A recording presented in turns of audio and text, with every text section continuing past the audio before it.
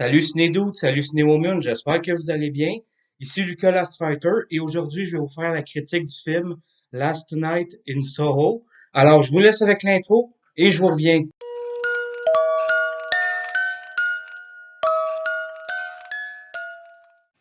Le film a été réalisé par Monsieur Edgar Wright, à qui on doit l'excellent film Baby Driver et met en vedette Anya Taylor-Joy, Thomasin McKenzie et bien sûr notre cher 11e docteur de la série à succès Doctor Who, Matt Smith, dans ce thriller psychologique.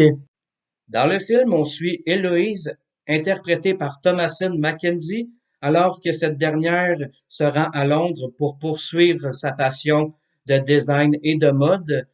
Rendue sur place, elle rentre mystérieusement dans les années 60 par le biais de rêves et de visions.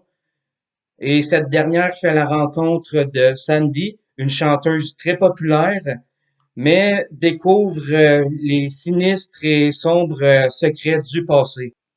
Passons maintenant à mes points positifs. J'en ai plusieurs. Tout d'abord, j'ai trouvé que la réalisation du film est bien faite.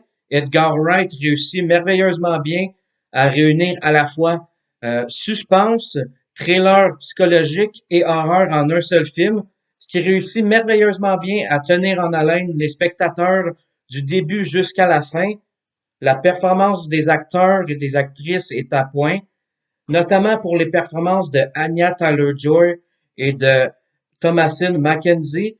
Toute la complicité entre les deux actrices est superbe, on y croit réellement.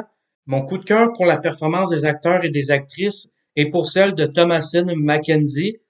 On se fait beaucoup de soucis pour le personnage de Héloïse, cette jeune femme traumatisée par la mort de sa mère étant plus jeune, qui vit chez sa grand-mère et doit emménager à Londres pour poursuivre son rêve de designer et de mode.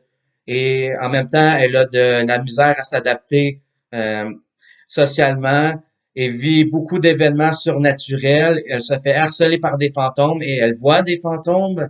Euh, tous ces événements-là fait en sorte que Héloïse finit par vivre une dégradation psychologique tout au long du film.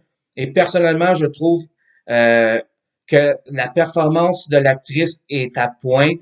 Chapeau pour Thomasin McKenzie. On y croit réellement à toute la dégradation psychologique du personnage. On y retrouve bien évidemment le côté des années 60 avec des chansons telles que A World Without Love de Peter and Gordon. Ce qui est assez intéressant, ça ajoute un aspect très intéressant au film.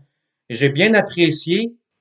Je dirais que c'est un film qui sort de l'ordinaire, quoique l'aspect global du film est un peu du déjà vu. Ce que je veux dire par là, c'est que bon, dans le film, on retrouve une maison hantée, une vieille dame seule et étrange, une histoire de fantôme et comme le veut bien notre cher R.L. Stein, un twist à la fin, si vous comprenez pas la référence, bien sûr.